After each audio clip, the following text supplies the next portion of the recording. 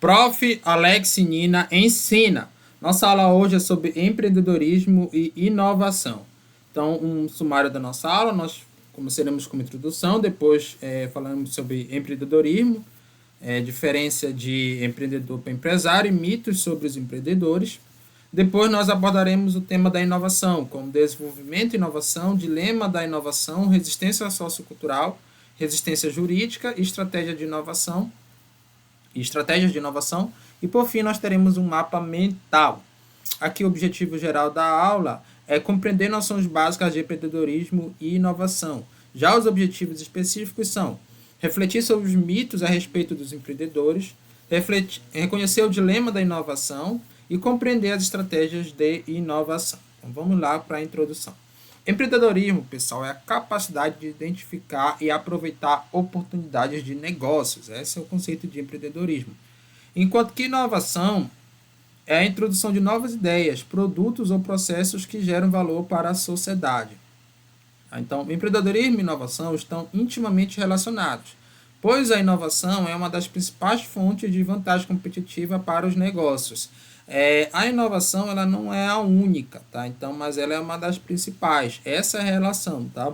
Empreendedorismo e inovação são relacionados, mas a gente vai aprofundar mais nesse tema a seguir. Primeiro falamos de empreendedorismo. Empreendedores, pessoal, são donos de negócios, como a gente já disse. E o que vem a ser negócio? Negócio é toda atividade capaz de gerar renda em função da entrega de bens e serviços, como contrapartida. Isso aqui é o conceito de Dornelas, baseado em Dornelas. Então, esse termo negócio, ele vem do latim. Ele é negotium, que é a junção de duas palavras, nec e otium. Otium é descanso, lazer, e nec é no sentido de negação. Então, negócio é a negação do ócio. É bem intuitiva essa palavra, né? Negação do ócio. Você fazer alguma coisa, você abrir um negócio, então você sair ali do ócio. Então, o negócio ele é uma atividade, ó. Aqui dá o conceito de atividade, que proporciona renda. E a gente pode até pensar, fazendo paralelo, com uma atividade física que proporciona músculos, né? Será que tem essa relação, já que é algo que vai me tirar do ócio ali, da inércia? No caso da atividade física, é relativamente fácil alcançar o objetivo. Então, você faz exercício físico, boa dieta e bom descanso. Com essa tríade, praticamente depende de você conseguir lá o músculo, a perda de peso, então é algo que depende só de você. Mas será que o negócio funciona assim? Os músculos, eles podem até nascer no seu corpo, mas o dinheiro não. Então, para que uma atividade proporcione renda, alguém tem que pagar por ela, ou pelo produto dela. Então, tem que ter um valor. E aqui a gente está diferenciando o conceito de valor para preço. Tá? A pessoa enxerga o valor e ela atribui o preço, mas o valor é algo subjetivo. O preço é algo objetivo. Tem produtos que umas pessoas atribuem valor e outras não, que é natural. Tá? Então, você tem que ter uma proposta de valor. O seu negócio tem que ter uma proposta de valor. E daí a gente tira outra conclusão. Essa proposta de valor é adicionada a uma pessoa. Portanto, o negócio envolve a participação de mais uma pessoa. Essa é a diferença para a atividade física. Atividade física você pode conseguir os objetivos praticamente sozinho, enquanto que o negócio não. Você precisa de outras pessoas, você precisa de clientes. Aí tem que diferença também empreendedor de empresário. Enquanto o empreendedor ele cria e gerencia um negócio, o empresário gerencia um negócio formal. Tá? Não necessariamente ele cria. Esse negócio formal é a empresa. Porque, pessoal, olha só o conceito de negócio, para a gente voltar aqui. Toda atividade capaz de gerar renda. Entrega de bens e serviços. Então, não diz que tem que ser uma empresa.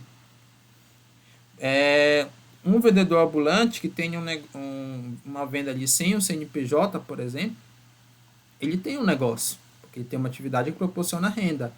Tá? Desse outro lado aqui, nós temos o Jorge Paulo Lema, que é um dos maiores empresários do Brasil. Agora sim, todo o empresário é empreendedor, porque todo o empresário gerencia um negócio. Agora, nem todo empreendedor é empresário, porque existem negócios que são informais. Compreendida a diferença? Agora sim, tem uma pergunta. O Uber é um empreendedor? Sim, a resposta é sim, parece antagônico, porque você pensa logo no Uber como autônomo ou funcionário. Ok, mas assim, as técnicas e mentalidades, que a gente chama de mindset empreendedores, podem ser perfeitamente aplicados a qualquer profissão. Então, pessoal, a gente tem que entender que empreendedorismo é um estilo de vida, muito mais um estilo de vida, tá? A gente colocou esse conceito de um dono de negócio, ok, mas como o negócio é um conceito bem genérico, acaba sendo um estilo de vida. E a gente tem que entender também que existem muitas controvérsias contra esse estilo de vida. Então a gente vai começar a falar aqui delas. Primeira coisa são os mitos sobre os empreendedores. De um lado tem um pessoal que vai ser contra, vai dizer que os empreendedores são mauricínios, né? Dessa forma, a pessoa que detesta feriado porque a pessoa está lá na lancha, em alto mar, e não tem ninguém trabalhando na empresa dele. Ou seja, não está gerando lucro para ele. Uma pessoa desse tipo, né? Que explora os outros, que gosta de trabalhar, entre aspas, na visão dessas pessoas, os empreendedores não trabalham. Vai ter também um grupo de pessoas que vai achar que os empreendedores são os super-heróis, que eles que de fato movimentam o mundo, e até mais do que isso. Tem o Elon Musk, por exemplo, hoje tem vários seguidores. Se o Elon Musk falar bem do Bitcoin, as ações do Bitcoin não, o Bitcoin valoriza, ou qualquer outra criptomoeda. Então, o pessoal que segue ali o Elon Musk, é o que vocês chamam de gado do Elon Musk, né? E aí, nesse meio termo, tem muita coisa que é mito, seja para um lado, seja para o outro, a gente vai tentar desmitificar agora. Primeira coisa é que os empreendedores nascem feitos. É como se fosse um robô, né? Ah, já nasci para ser empreendedor. Ah, a pessoa ali tem um dom do empreendedor. Aqui vai se assemelhar à atividade física que a gente falou, porque na verdade não é bem o dom que determina, e sim o seu esforço. São aprendizados que você, quanto empreendedor, vai tendo ao longo de sua carreira. Inclusive, muitos empreendedores, empresários, eles não dão certo logo na primeira empresa. Eles falem uma, falem duas, falem três, até dar certo. Então, exige muito esforço e dedicação, tá, para você ser empreendedor. O mito 12 é que empreendedores são jogadores. Na verdade, empreendedores bem-sucedidos assumem riscos calculados, buscando colocar as estatísticas ao seu favor. Aqui o exemplo do próprio Silvio Santos. Tem um documentário da história dele. Então ele não é o pai dele era viciado em apostas, tá? Então a pessoa ficou muito mal por conta disso. A família dele tinha problemas por conta disso. Ele vendo que os outros ganhavam dinheiro em cima do pai deles, ele resolveu ser o outro, o lado de quem está apostando. E geralmente, desde os cassinos antigos até as casas de aposta moderna, o dinheiro tende a ficar estatisticamente para casa, tá? E aqui tem um conselho que eu dou, não só nesse sentido, mas de outros, é que sempre você tem que jogar com as estatísticas do seu favor. Ah, eu quero ficar rico. Posso jogar na Mega Sena. Mas estatisticamente, as chances são tão pequenas que mesmo que o prêmio seja alto, não vale a pena. Tem método estatístico para analisar isso. Provavelmente a maioria das pessoas que jogam na loteria há anos, se ela tivesse pego esse dinheiro que ela gastou com loteria e colocado no investimento simples ali, como um título público, ela já teria ganhado um prêmio suficiente, tá? Então, seria menos arriscado e estaria um retorno melhor. O terceiro mito é que todo empreendedor é rico. Bom, é verdade que as pessoas mais ricas tendem a ser empreendedores, que visualizam seu negócio como independente de si mesmo. Isso aqui tem um livro interessante do autor Robert Kiyosaki, que escreveu Pai Rico, Pai Pobre, mas esse outro livro dele, Independência Financeira, ele mostra essa ideia pra gente de quadrantes de riqueza. Então, você tem 4 tipos de ganhar renda. Tá? Primeiro é você sendo empregado, você trabalha para um sistema. Exemplo, eu sou professor daqui da instituição, então eu sou empregado da instituição. Tá? Você pode ser autônomo. Exemplo é o médico, quando você é o próprio sistema. O que o Kiyosaki fala é que esses 2 quadrantes eles trazem mais segurança, mas eles não te trazem a chamada liberdade financeira. Eles não te trazem um grande retorno financeiro. Tá? Se você ficar só atuando nesses, você nunca vai ser uma pessoa de fato rica o suficiente para ter liberdade financeira. Ah, professor, mas eu conheço um médico que é rico. Provavelmente esse médico ele não atua só como médico. Ele tem alguma empresa, uma clínica que tem outras pessoas como funcionário deles, ou até mesmo uma rede de hospital. E aí a gente já está falando de um dono de negócio, de uma pessoa que tem um sistema que trabalha para ela. Tá? Ou então o médico pode pegar a renda dele como autônomo e investir no título público ou na ação de uma empresa, ou ser um investidor. Então, esses são os dois quadrantes da riqueza de acordo com o Kiyosaki. Tá? E a gente vai concentrar aqui no dono de negócio, que seria um empreendedor, nessa ideia de você ter um sistema trabalhando para você, que é interessante. Tá? Isso remete até aquela ideia de que você está explorando as outras pessoas. Beleza, mas foi você que pensou nesse sistema, através de um plano de negócios. Então, existem os méritos sim para você conseguir dinheiro dessa forma, porque as pessoas não iam se juntar se não fosse alguém pensar nesse sistema, alguém organizar as pessoas, inclusive é uma função administrativa. Além dos méritos, a ideia de você ter um sistema de trabalho para você é que esse sistema independa de você. É um dos princípios do empreendedorismo clássico. Porque você não pode ter uma empresa que seja eternamente dependente de você. É natural que no início de um negócio ele dependa de você. Mas até a contabilidade tem um princípio da continuidade da organização. Ou seja, todo negócio ele é feito para durar ad eterno, em teoria. Tá? Então, se não falir, ele vai continuar operando, mesmo que o seu criador, o seu dono venha a falecer ou vender esse negócio. Esse negócio vai continuar operando se for um negócio de sucesso. Tá? Por isso que tem empresas que já duram aí mais de 100 anos e que seus fundadores já faleceram. Né? Você não pode deixar a empresa muito dependente de você, porque se você falecer, a empresa também acaba falindo, ou mesmo de qualquer outro funcionário. Agora sim, voltando aqui ao mito, né? Só para a gente explicar esse quadrante, de fato, o Kiyosaki fala que as pessoas mais ricas do mundo são ou empreendedores ou investidores. Geralmente são empreendedores até. Mas é diferente você dizer que todo rico é empreendedor de dizer que todo empreendedor é rico. Tá? Porque a maioria dos empreendedores possui pequenos negócios e empreende por necessidade. Esse é o caso do Brasil. Né? A pessoa que está desempregada e vai começar a empreender. Como supracitado, empreendedores assumem riscos. E na maioria das vezes esses riscos se concretizam. Os negócios não obtêm êxito. É estatístico isso. A maioria dos negócios não dão certo.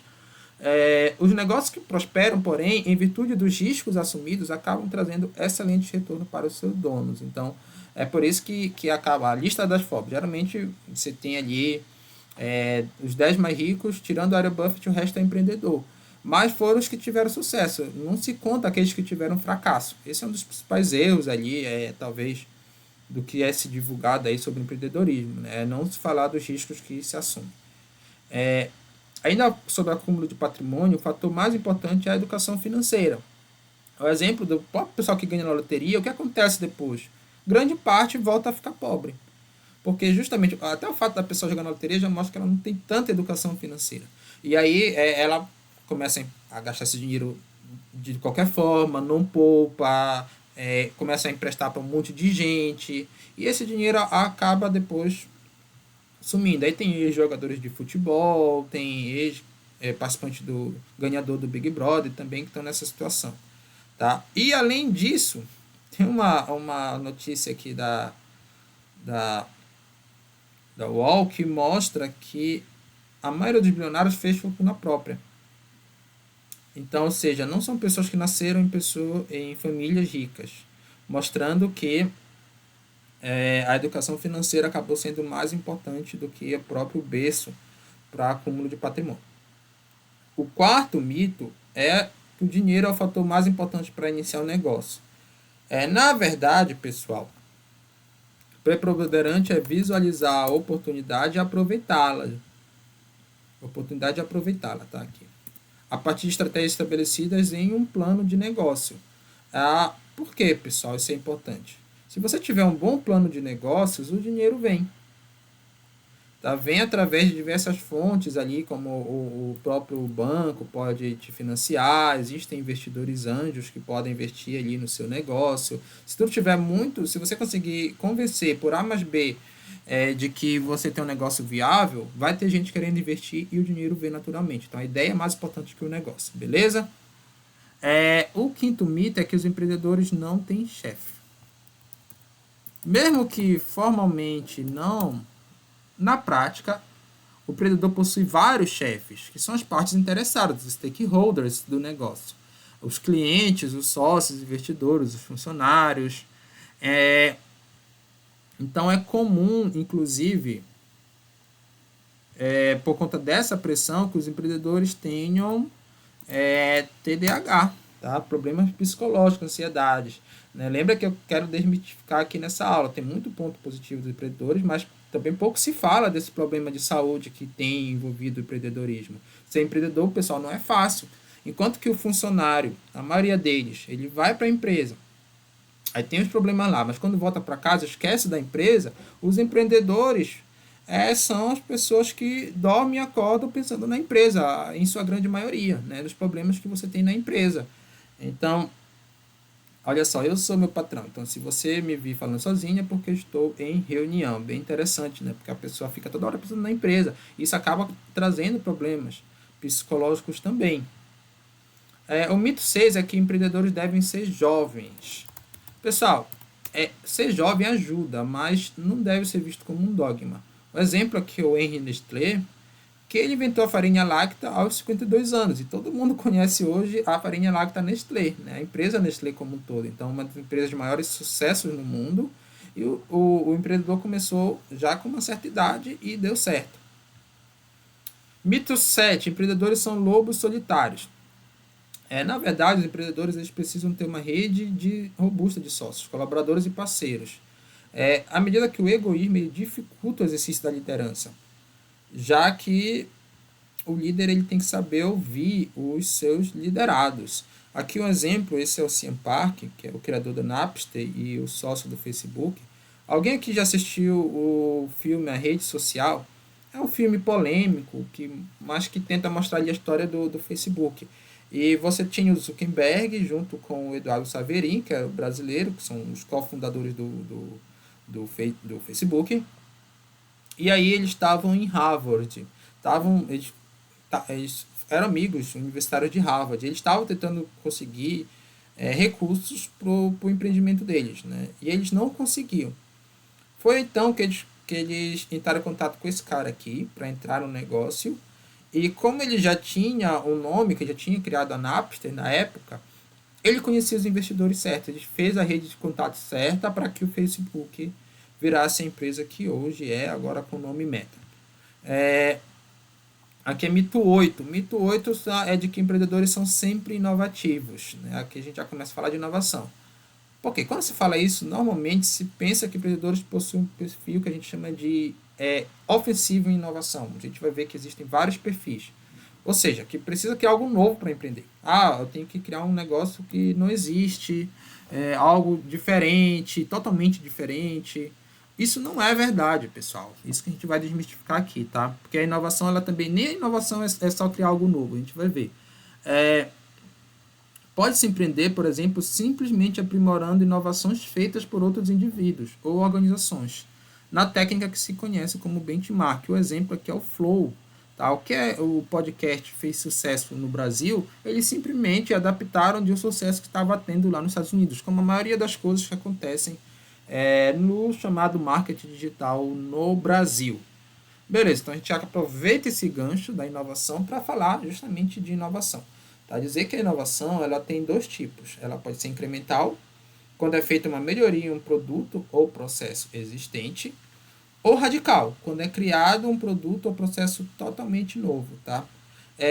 E você usa o termo inovação disruptiva para inovação de caráter radical que tem um impacto econômico global. Então vamos lá aqui mostrar exemplo de disrupção. A descoberta do fogo na Idade Antiga possibilitou os homens afugentar os predadores. Então isso foi uma disrupção. Existe a sociedade antes e depois do fogo. A máquina de escrever na Idade Média possibilitou a tiragem em larga escala de livros e, consequentemente, maior difusão da ciência. Então essa tecnologia foi tão importante que foi depois dela que vieram as revoluções francesas e industrial, aí, com o povo tendo mais acesso ao conhecimento. Na Idade Média, o conhecimento científico ficava muito preso ali aos mosteiros. A internet no século XX revolucionou as comunicações, isso é inegável, e agora a gente está vivendo ali talvez um ápice da inteligência artificial, né? Aparecendo com vários softwares de inteligência artificial, inclusive muitos dizem com questões éticas envolvidas, ou talvez perdas de empregos, ou a discussão é grande sobre isso, tá? Mas a gente tem aqui alguns exemplos, claro que existem outros aí na história da humanidade. Então a gente tem que falar também de desenvolvimento e inovação. A gente falou que essas inovações foram importantes, e na verdade tem um autor que é o Schumpeter, que ele diz para a gente que a inovação é a principal fonte de vantagem competitiva para as empresas. Tá? Existem outras, a economia de escala, por exemplo, uma vantagem competitiva, as pessoas, mas na visão do Schumpeter, isso nem todos os autores concordam, é a inovação. Ela não só move o mundo, como também ela move as empresas. E aqui, ó, sobre o mundo, o próprio desenvolvimento socioeconômico não é contínuo, mas ocorre a partir de ondas de inovação. Então, nas ciências econômicas, existe toda uma disciplina chamada economia do desenvolvimento, que discute, entre outras coisas, crescimento econômico, sustentabilidade, e tem vários autores dessa disciplina, e o Schumpeter é um dos mais importantes. E ele é um economista austríaco que ele traz essa ideia da inovação como motor do desenvolvimento, bem interessante. Olha só, para o Schumpeter existem ondas de desenvolvimento. Então você teve ali as últimas ondas, né? A primeira onda foi com as últimas 5 ondas. A primeira foi a energia hidráulica, em testes e alça, em 1985. Durou 60 anos. Aí você teve por volta de 1845, vapor, o aço, estrada de ferro. Durou aqui 55 anos. Aí você teve a onda da eletricidade, os químicos, o motor a combustão. Aí para a terceira onda durou 50 anos, os petroquímicos, eletrônicos, a aviação, 1950. Durou mais 40 anos aqui. Aí você já chegou na quinta onda, as redes sociais, os softwares, novas mídias. O que é que vocês percebem? A cada onda dura menos tempo. A ideia de que a tecnologia, a inovação, ela cresce num ritmo aí exponencial, tá? Então as ondas são cada vez mais frequentes aí na história da humanidade. E a gente percebe essa mudança aí na própria tecnologia, né? Mudanças de inovação. Por exemplo, o vinil antigo é uma coisa que talvez vocês nunca nem tenham ouvido falar. Eu nasci na década de 90, meu pai ainda tinha esse vinil, que era a antiga forma de você escutar música. Às vezes só era uma música que tinha no vinil, né? Hoje já é item de colecionador, né? Já vale caro se estiver bem preservado por ser uma coisa já de colecionador. Mas você teve depois CDs, depois ali fita cassete, aí pendrive mais recente, e por fim hoje é o Spotify, né? Até o pendrive está defasado. As pessoas já escutam a música de forma muito mais massificada e muito mais simples. Uma guerra aí de táxi para Uber, né? Existiu ainda existe hoje, mas é claro que o Uber superou o táxi por ser ali um modelo de negócio mais adaptado, inclusive com esse contexto da internet, né? Então as ondas de inovações ela vêm para modificar ali as formas como os negócios são feitos. Olha só, a Conferência Nacional das Indústrias, em 2017, apontou as principais inovações disruptivas. Você tem inteligência artificial e Big Data, com customização em massa, que é um conceito bem inovador para quando a gente pensa em administração, tá? Porque o que se tem talvez ali, nos autores clássicos, uma dicotomia entre você produzir em larga escala e você produzir de forma customizada, mas o Big Data ela vai tentar conciliar as duas coisas. Você tem a nanotecnologia, com tecido na escala molecular, trazendo mais conforto, por exemplo, para as roupas. A internet das coisas, tecnologias interligadas, sensores de impressão 3D, biotecnologia, eficiência produtiva ecológica, por exemplo, realidade virtual, metaverso, está aí para mostrar para vocês, tem várias aplicações ali do empreendedorismo. Você pode ali colocar um óculos de realidade virtual aumentada e avaliar ali um imóvel que você queira comprar, né, que ainda esteja na planta, mas a realidade virtual vai mostrar para você como seria esse imóvel. Criptomoedas e blockchain. Tá? A ideia da criptomoeda, a principal ali disrupção está mais no blockchain, porque a moeda tradicionalmente ela tem ali o que a gente chama de lastro, que é o aval do governo de que aquilo vale alguma coisa, sempre está vinculado ao lastro de um país. Se o país vai mal, a moeda desvaloriza, como é o caso da Argentina. Mas o blockchain, a tecnologia do blockchain é aplicada em vários contextos e nas moedas digitais, ela diz que o lastro não vai estar vinculado a um país específico, e sim vai ser com base na tecnologia. E você tem a robótica avançada. Exemplos, próprios carros autônomos que também usam inteligência artificial. Só que, em meio a tudo isso, pessoal, a inovação ela possui dilemas. Possui um dilema que é fundamental da gente mostrar aqui. Então, é o dilema entre manter o produto ou o mercado atual, tá? Se manter no mercado atual, ou propor uma inovação disruptiva. Porque a empresa pode estar com esse produto gerando uma boa margem de lucro. E, além disso, os processos produtivos atuais, eles já passaram pelo processo de padronização, ou seja, já estão eficientes. E, por conta de já estar padronizado, você precisa ter um ambiente rígido para manter aqui essa padronização. Tá? Então, esse predomina na empresa que busca manter ali o processo atual e tem vantagem disso. Agora, propor uma inovação disruptiva vai precisar de mudar bastante coisa aqui. Primeiro que você vai ter que lidar com incertezas. Então, você pode começar a empreender com uma inovação, tentar, e ela não te trazer margem, não te trazer lucro de imediato. Tá? E aí você vai ter prejuízo, você vai ter perda das margens, mas para você fazer isso, você tem que rever os processos produtivos, muitas vezes, ou seja, acabar com a padronização em um ambiente flexível ao invés de um ambiente rígido. Então vai ter ali essa dilema. Dilema significa que são coisas mutuamente excludentes. Dificilmente a empresa vai conseguir conciliar as duas coisas. Então tem que escolher entre uma e outra. E aí tem um exemplo da Kodak, que é um exemplo clássico aí na administração. Na década de 70, a Kodak era dona de 80% da venda das câmeras analógicas na época. Né? Para tirar foto, pessoal, não era que nem vocês usam hoje o celular. Hoje você pega o seu celular, tira um monte de selfie e um monte não vai prestar. E aí você até escolher uma que é a menos pior. Né? Mas você consegue avaliar. Antigamente não era assim. Você tirava a foto e você não conseguia ver. Era na câmera analógica. E aí você tinha que comprar um filme, que era o filme fotográfico, para mandar revelar essa foto. E aí, pessoal, depois que você revelava, você via que você estava com careta, você via que não tinha saído bom uma coisa ou outra, então era totalmente diferente, tá? E a Kodak era dona tanto do mercado das câmeras analógicas como dos filmes fotográficos. Só que na mesma época ela inventou o que ia fazer a empresa, a câmera digital. A Kodak inventou a câmera digital.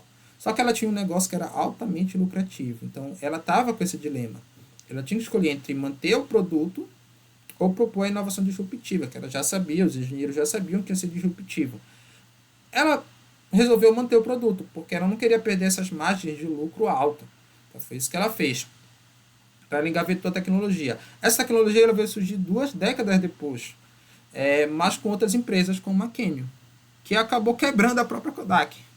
Ela inventou o que vinha quebrar ela, bem interessante. Então a Kodak ela chegou a pedir falência judicial, só que hoje ela ainda existe, tá? Mas nem de longe ela é o monopólio que ela foi no passado. Agora sim, quando a gente vê um exemplo da Kodak, o que é que as pessoas pensam? Então é melhor sempre eu escolher pela inovação disruptiva, ao invés de pelo produto atual. Mesmo que eu tenha margem de lucro, a empresa sempre tem que estar inovando, né? Isso é uma máxima e muitas vezes também é um mito, tá? Porque essas inovações disruptivas, nem todas dão certo. O que chegam pra gente é só aquelas que deram certo. É que nem os empreendedores, só chegam os mais ricos. A gente não sabe daqueles que deram errado. Não é noticiado. A mesma coisa que inovação. Não se noticia aquela e também nem tem como, porque o registro acaba não existindo. E muitas dão errados porque enfrentam resistências. E é isso que a gente vai falar agora. Olha, a primeira resistência que se tem é resistência sociocultural. Então, lá, socialismo utópico do século XIX.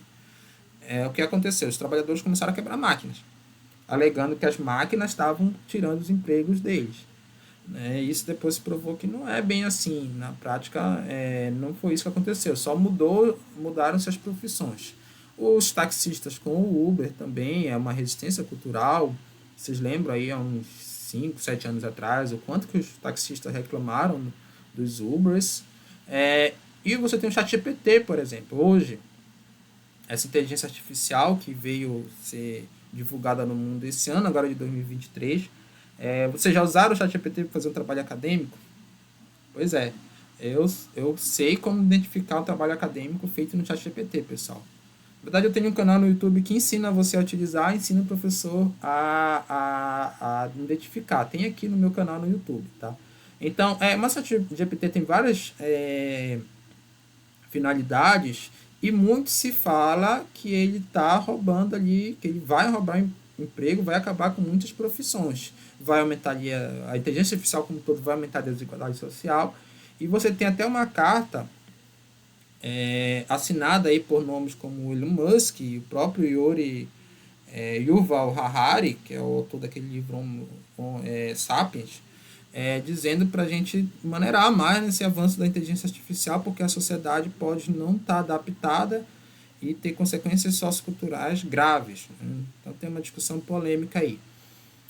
A cultura pode impedir o avanço tecnológico não por uma resistência direta, mas por uma falta de adesão. Aqui tem a história do teclado Qwest, que é esse teclado que a gente utiliza hoje, né, no computador. Qwest porque são as primeiras letras aqui do teclado, ele tem esse nome. Já se provou que esse teclado não é o mais eficiente. Se tivesse outra configuração, as pessoas digitariam mais rápido. Só que é o mercado que foi a tecnologia que prevaleceu. E hoje não tem como dar, porque vários aparelhos já estão com essa configuração. Apesar dela não ser mais eficiente. Então, poderia ter um mercado mais eficiente. Mas por uma questão ali sociocultural, esse que prevaleceu. Não foi a inovação dita melhor do ponto de vista técnico, mas foi aquela que prevaleceu culturalmente. Você tem resistências jurídicas. Tá? A inovação ela acontece não só ali, também modelos de negócios, tá? Em tecnologia e modelo de negócios. Então, o Frederick Taylor e o Zuckerberg, Frederick Taylor é um grande nome da administração científica, né, do início do século XX, e o Zuckerberg é um grande empreendedor já da era atual. Eles têm uma coisa em comum, não sei se vocês sabem. Os dois, eles passaram por julgamento no tribunal. Né? O Frederick Taylor, por conta das implementações da administração científica ali, se questionava o salário dos desempregados, a questão ali daquilo que vocês já viram também em outra disciplina, a questão do tratar o empregado como máquina, trabalhos repetitivos. O Zuckerberg foi questionado quanto ali a rede social, o quanto que ela influencia na política, quanto que isso causa problemas psicológicos nas pessoas. Os dois enfrentaram o júri. Tá? Isso, pessoal, é uma coisa muito comum para quem empreende, principalmente para quem inova. Por quê? Parem para pensar. Quando se cria algo completamente novo, não vai ter uma lei regulamentando aquilo. E esse novo pode causar consequências sociais que você talvez não previu, e o Estado vai se interessar em tentar ali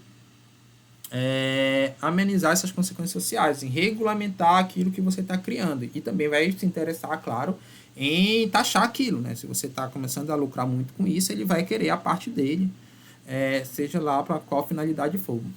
Seria bom se fosse para finalidade social, mas também nem sempre é isso. Enfim, o que acontece? A legislação vai ter que se adequar sempre a essa inovação. Por isso que muitas vezes ela vai questionar essa inovação. Né? E aí muita gente diz que ela acaba inibindo a inovação. Só que é um erro pensar que essas resistências socioculturais só atrapalham. As resistências em geral, né? Jurídica e socioculturais só atrapalham. Tá? Muitas vezes elas trazem uma reflexão ética sobre as inovações.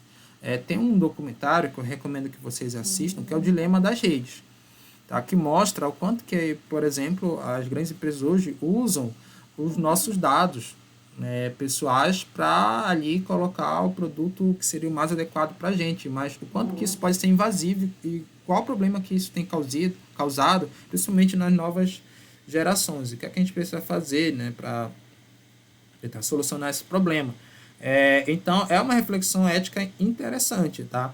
É claro que tem a comodidade da empresa ter seus dados para lhe proporcionar a melhor proposta, mas tem uma frase que é interessante nesse documentário. Se o produto é de graça é porque você é o produto. Às vezes tem muita coisa de graça que vocês encontram por aí, mas que vocês precisam dar seus dados. E depois seus dados são vendidos.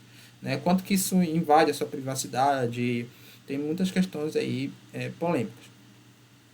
Agora, pessoal, a gente vai falar de estratégia da inovação. Já falou de toda essa questão.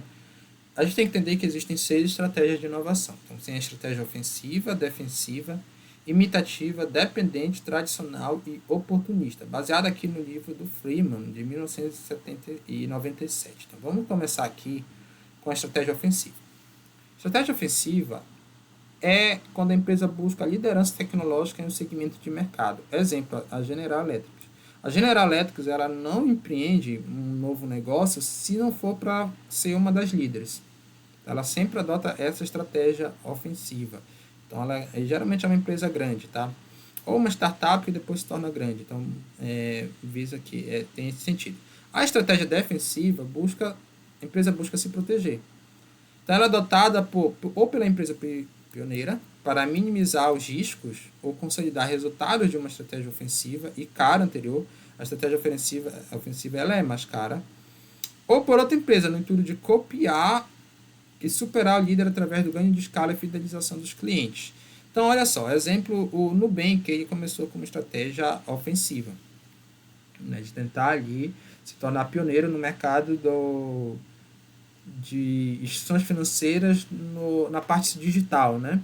Bancos digitais. Então, ele veio com essa proposta, ele ganhou bastante fatia de mercado. E aí o Itaú criou uma unidade de negócio que foi o IT, e para concorrer com o Nubank.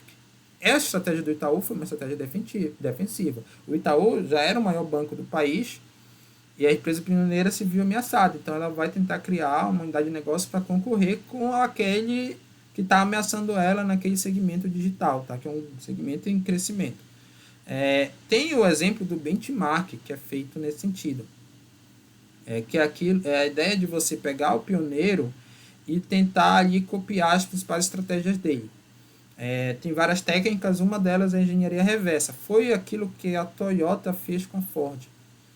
Tá? Então, a Ford era a principal empresa, ali, em meados do século XX, de automóveis.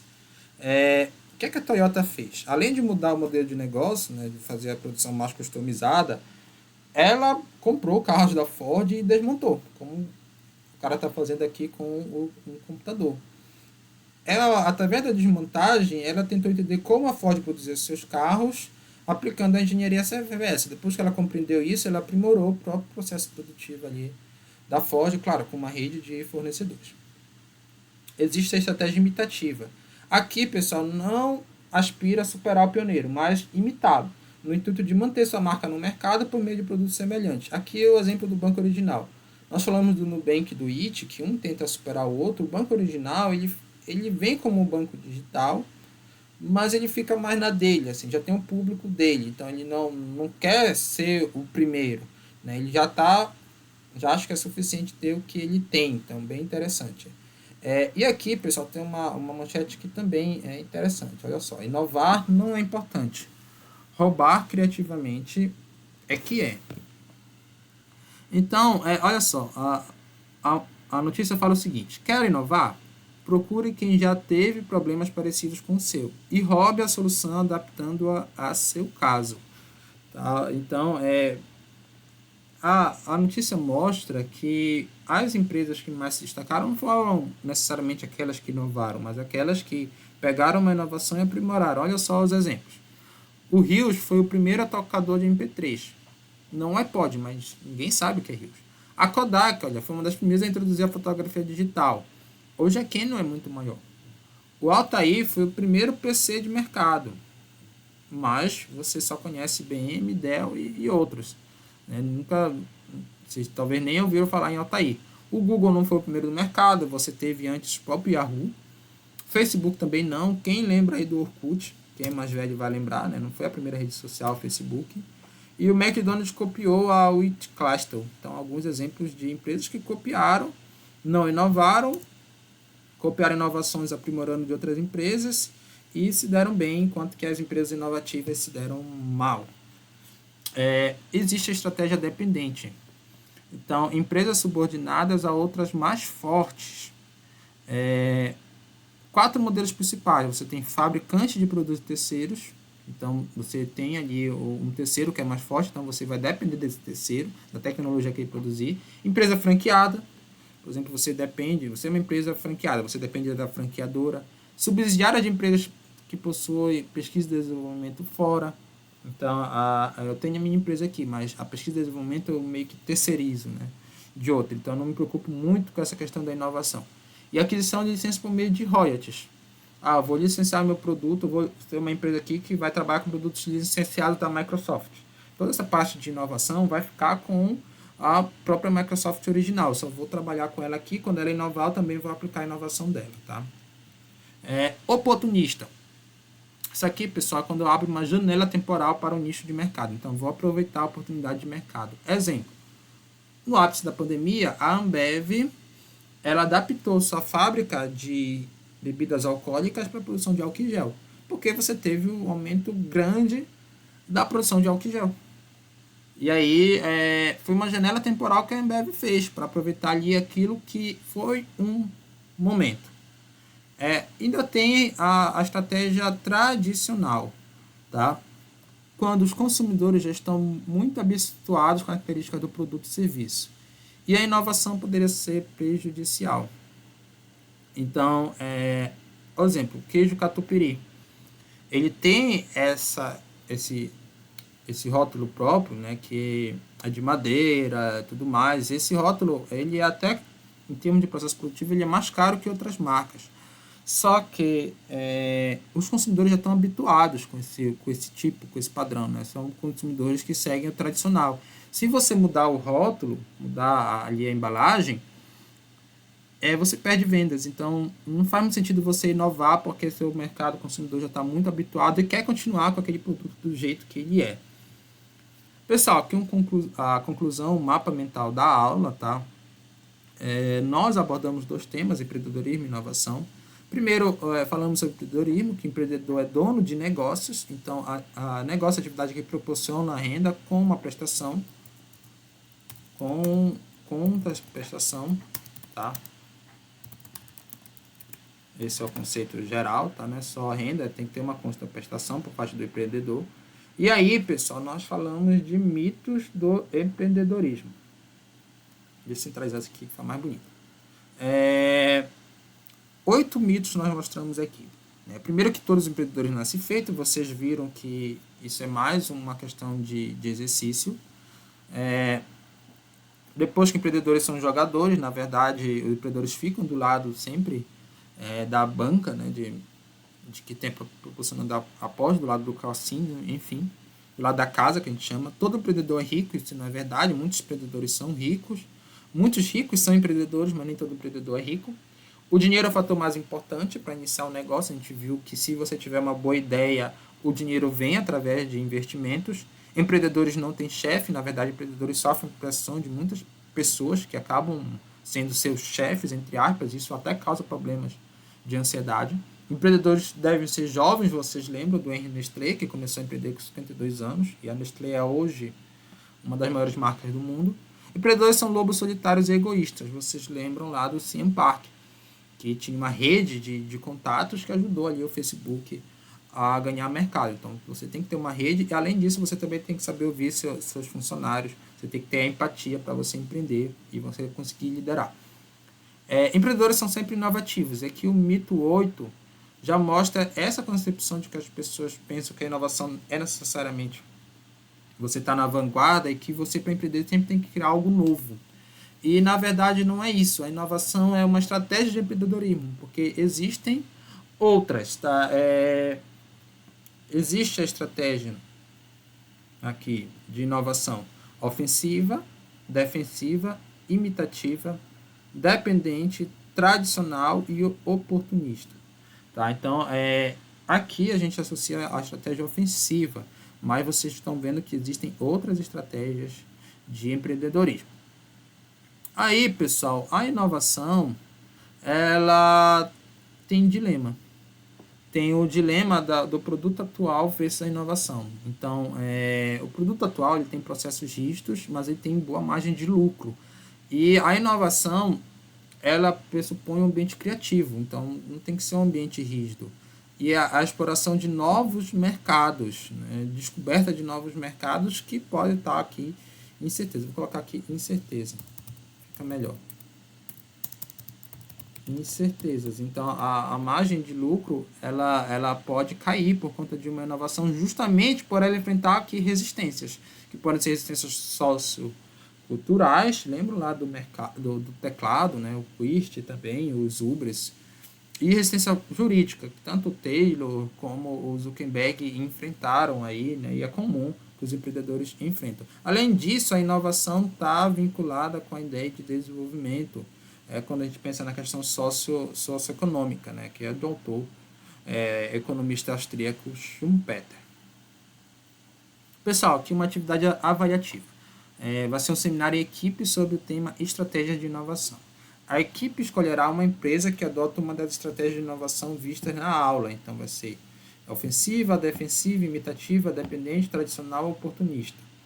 A apresentação deverá ter até 20 minutos, tá? Então, vocês vão pegar o caso de uma empresa, cada equipe vai apresentar uma dessas estratégias. A data vai ser até o dia 24/6, com a pontuação valendo 100% da avaliação. Eu espero que tenham gostado. Até a próxima.